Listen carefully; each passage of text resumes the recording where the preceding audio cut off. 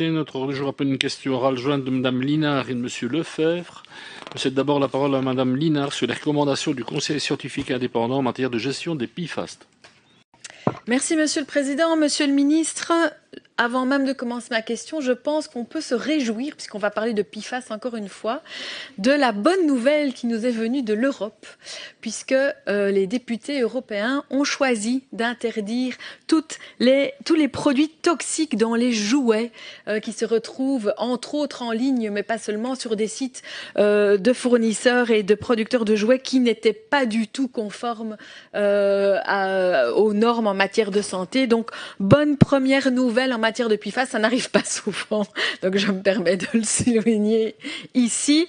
Et puis peut-être une autre bonne nouvelle, mais ça on y reviendra certainement en commission dans 2 semaines, puisque il semblerait que vous ayez travaillé avec les entreprises, avec AKT entre autres, pour faire en sorte de petit à petit travailler à établir des normes et des diagnostics pour limiter les PFAS en Wallonie.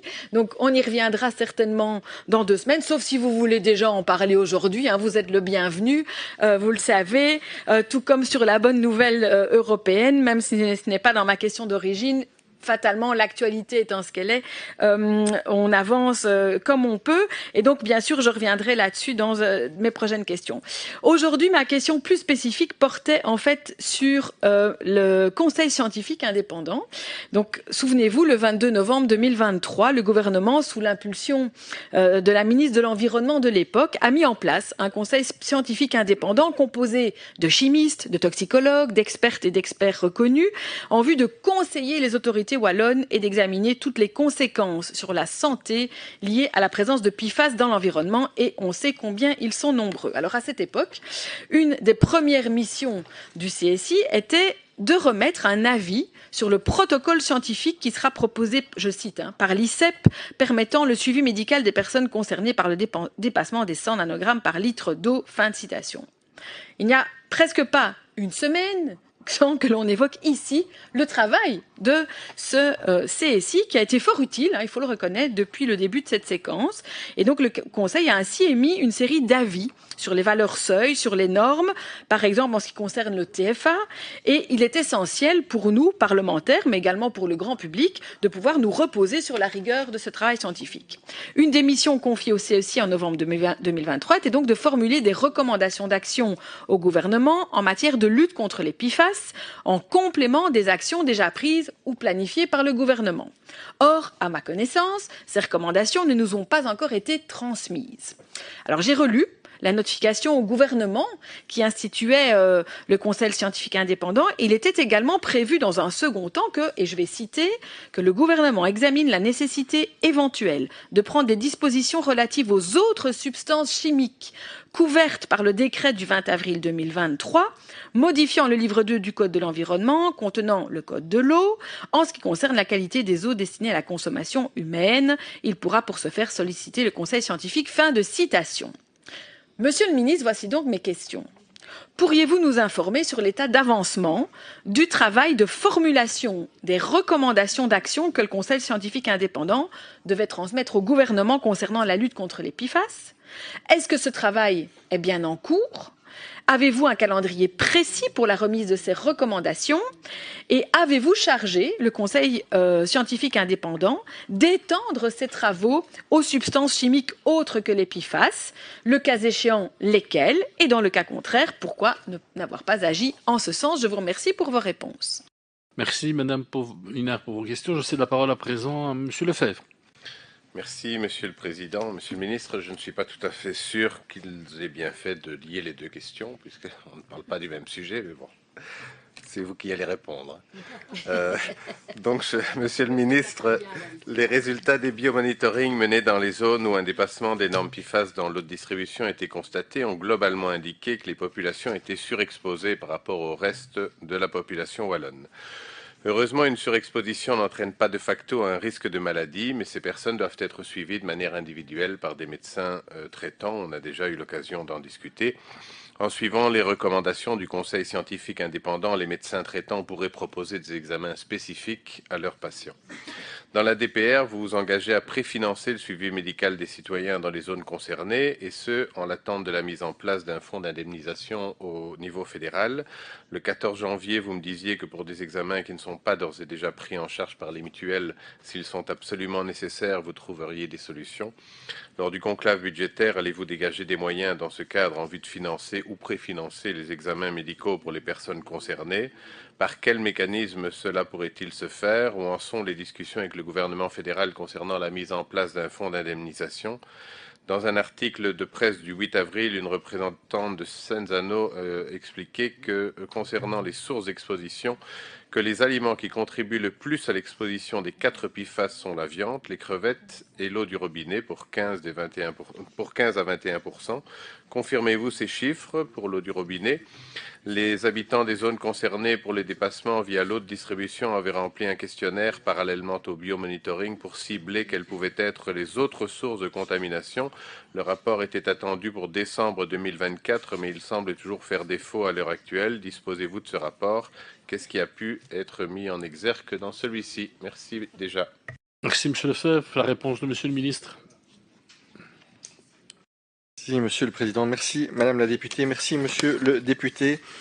Madame la députée, vous nous rappelez le travail très utile du CSI depuis la fin novembre 2023.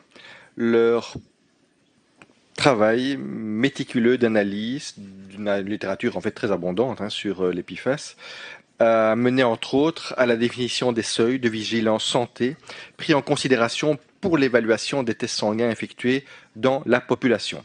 Le CSI a également validé les protocoles de ces campagnes de tests et les rapports correspondants. Ils ont également été sollicités par la Société scientifique de médecine générale et l'Office national de l'enfance afin de préciser ou d'approfondir certains points figurant dans leurs recommandations à destination des professionnels de santé. Et actuellement, ils travaillent, je pense pas, je suis même sûr, en étroite collaboration avec le KCE parce qu'on a demandé d'avoir des recommandations médicales pour celles et ceux qui avaient des taux élevés de PFAS, qui soient des recommandations homogènes et qui soient basées sur une réflexion aussi avec les autres régions concernées. L'ajout d'un certain nombre de missions qui n'étaient pas prévues initialement pour le CSI, comme la remise d'un avis sur le TFA, donc les TFA, donc les trifluoroacétiques, fait que la rédaction des recommandations d'action au gouvernement n'est pas encore finie. Le travail est en bonne voie et ces recommandations seront incluses dans le rapport final du comité pour la durée actuelle de la convention la concernant. Alors moi aussi, je m'attendais à ce que ces recommandations arrivent un tout petit peu plus vite, mais malheureusement, il semble que le travail devrait m'être adressé dans le courant du mois de mai. Comme vous le comprenez, l'essentiel des travaux du CSI a été consacré au PFAS, ce qui, considérant les multiples aspects du problème, leur a pris tout leur temps. Nous n'avons donc pas encore pu leur soumettre d'autres substances chimiques, à part bien entendu le TFA, mentionné ci avant, qui, bien que PFAS au sens chimique du terme, représente un cas particulier qui leur a demandé quand même une revue de la littérature tout à fait spécifique.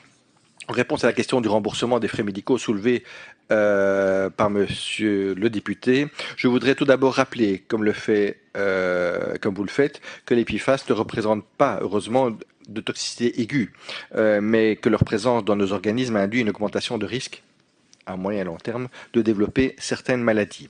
Il est donc conseillé aux personnes chez qui une concentration élevée en PFAS a été mise en évidence d'en parler à leur médecin traitant qui restera attentif aux signes avant-coureurs de certaines de ces maladies telles que certains cancers, maladies cardiovasculaires. La relation existante entre le praticien et son patient lui permettra également d'inclure dans sa réflexion d'autres facteurs aggravants tels que bien sûr les antécédents familiaux, les critères autres, personnels, les habitudes de vie, etc. Sur base de ce tableau général, il proposera éventuellement un suivi plus attentif via des examens médicaux qui n'ont rien d'exceptionnel et servent au dépistage classique des maladies précitées. Ces examens font donc l'objet d'un remboursement via les mutuelles. Concernant l'article mentionné par vous, monsieur le député, il met une fois de plus en évidence l'évolution constante des connaissances concernant les PFAS et la variabilité des informations à leur sujet. D'une part, nous avons le rapport de l'EFSA, donc l'Agence européenne de la sécurité de la chaîne alimentaire, dont les résultats sont repris dans le rapport du Bureau européen de l'environnement cité dans l'article, qui nous présente une distribution par pays basée sur les données fournies par les États membres et non une vue globalisée comme annoncé dans l'article, et qui, pour la Belgique, montre bien un apport de l'eau de boisson dans des conditions normales qui s'élève entre 4 et 5%. Et d'autre part, le graphique de Cienzano présenté dans l'article qui considère un apport de l'eau de boisson à hauteur de 17%.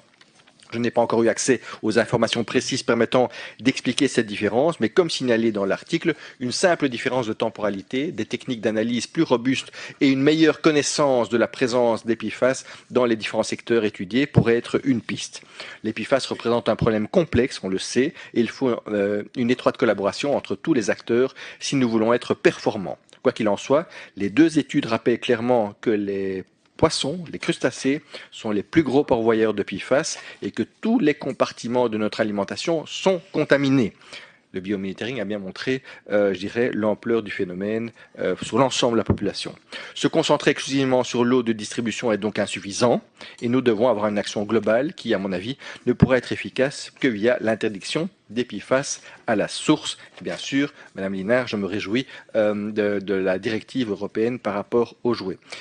Quant au remboursement des prises de sang complémentaires pour mesurer les PFAS chez celles et ceux qui n'ont pas participé au biomonitoring, on avance, vaille que vaille. Je pense qu'on sera prêt pour l'été. On a dégagé un budget pour l'instant d'environ 2 millions d'euros qui pourrait permettre à quelques milliers de personnes potentiellement intéressés de connaître leur dosage en PFAS, de pouvoir se faire tester et de pouvoir bien sûr être complètement indemnisés ou remboursés pour cela. Puis Madame Linard, si j'ai encore une minute, Monsieur le Président, je me réjouis que vous vous réjouissiez de la rencontre avec ACT. Mais oui, on avance en sensibilisant les industriels à eux-mêmes essayer de mesurer. Alors on parle sur les rejets d'eau de surface, hein, on est bien d'accord. Mais on va faire après, dans un second temps, ce sera sur l'air aussi. Mais bien que l'air, les normes sont quand même beaucoup plus fortes actuellement. Et donc l'idée, c'est qu'ils puissent mesurer de façon autonome, à leurs frais, mais encadrés par nous et par des experts, les PFAS qu'ils rejettent dans les eaux de surface et qu'on arrive petit à petit à normer les choses, à construire une base de données. On va rester pour l'instant anonyme. Eux, ils vont rester anonymes. Alors pas anonymes dans l'absolu, mais il n'y a pas d'idée de diffuser ça au grand public, mais en tout cas d'avoir une information, je dirais, environnementale et puis de dériver vers des normes. Ce qui est intéressant, et vraiment je termine, Monsieur le Président, c'est que GSK a présenté sa problématique, DEME qui dépollue les sols a présenté sa problématique, les cimentiers ont présenté leur problématique, et que en fait c'est très spécifique à chaque type d'entreprise. Et donc la façon dont ils devront gérer pas leur production, parce qu'ils ne produisent pas des PFAS, heureusement, mais la manière d'éliminer les PFAS est très variable. Donc, il n'y aura pas de solution magique, mais en tout cas, il y aura une volonté de normer, j'espère dans 1 an, 2 ans, 3 ans, les concentrations de rejets en PFAS dans les eaux et que chacune et chacun, au niveau de ces industries très diverses, soit prête en termes technologiques. Je vous remercie. Merci, Monsieur le Ministre, pour cette réponse complète. Et je cède la parole à Madame Linard pour sa réplique. Merci Monsieur le Président, merci Monsieur le Ministre pour vos réponses plus complètes même que ce qui était évoqué dans les questions écrites qu'on vous a déposées. Je pense que à l'époque, le gouvernement s'est donné un bon outil en créant ce conseil scientifique indépendant parce qu'en fait, il amène une expertise et une indépendance quant aux travaux qu'il mène. Et donc, c'était une bonne chose que votre prédécesseuse mette cela en place avec le gouvernement. Deuxièmement, j'ai bien entendu que le rapport final de recommandation allait arriver dans le courant du mois de mai, donc je reviendrai vers vous effectivement un petit peu vers la fin du mois pour en savoir un petit peu plus. Je note que à ce stade, aucune mission complémentaire, si ce n'est la précision sur les TFA, a été faite par le Conseil, et donc il me semble qu'il serait utile qu'à un moment donné, on puisse confier des missions complémentaires sur les autres substances chimiques qui pourraient en fait entrer dans nos corps, notre environnement, tout cela évidemment pour la santé des uns et des autres et particulièrement les plus fragiles. Je note aussi, puisque vous aviez deux questions, que vous répétez une fois de plus que les PFAS sont partout dans l'alimentation et particulièrement dans les poissons, les crustacés, en plus de l'eau. Et donc, clairement, ça replaide une nouvelle fois pour sur l'idée qu'il faut interdire ces PFAS à la source. Et dernièrement, dernier point, je reviendrai donc vers vous, puisque vous avez donné quelques éléments aujourd'hui sur le diagnostic lié aux entreprises.